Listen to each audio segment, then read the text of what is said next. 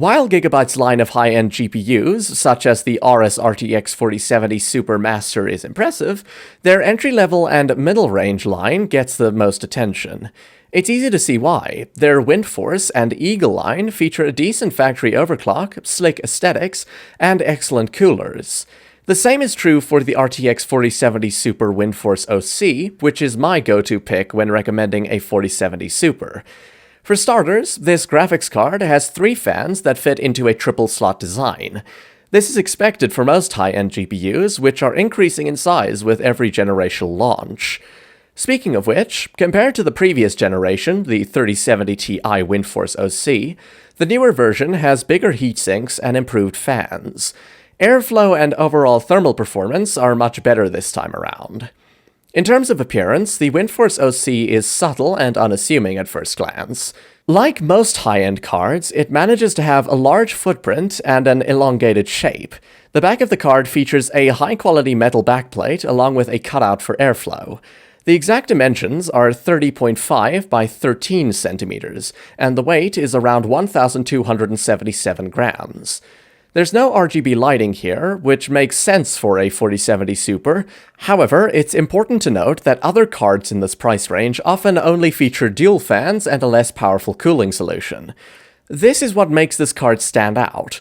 Gigabyte is using their 3x WindForce solution for cooling, with 8 heatsinks for VRM circuits and memory chips, and 3 powerful fans. You'll also find a BIOS switch on the back, which allows you to switch from the default BIOS, titled BIOS OC, to BIOS Silent. The latter uses a less aggressive fan curve, which translates to quieter operation at the cost of slightly higher temperatures. If you're interested in numbers, this variant of the 4070 Super does come with a slight factory overclock. The boost clock is rated at 2505 MHz, which is slightly faster than the reference version 2475 MHz. However, the display out ports remain the same, with 1 HDMI 2.1 port and 3 DisplayPort 1.4a ports.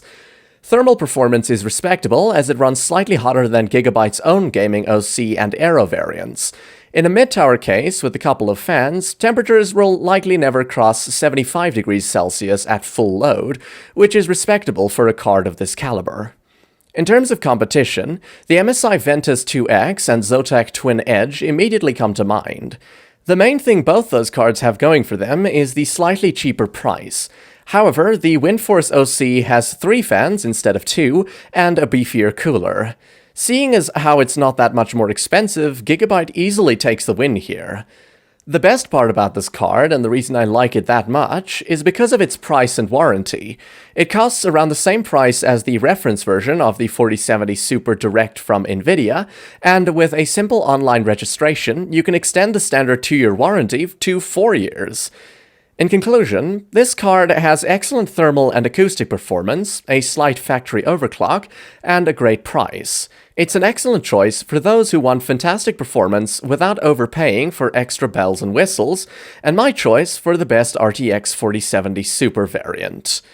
To sum up, what I like is the affordable price, the extended 4-year warranty, the triple fan design with excellent thermal performance, and the dual BIOS switch. On the downside, there's no RGB. Thanks for watching. Remember, you can check the price in the description below. And if you're interested in more PC building suggestions and hardware reviews, be sure to check out more of my videos. Before you go, please don't forget to like this video, subscribe to stay updated, and let me know your opinion and suggestions in the comments. See you in the next one.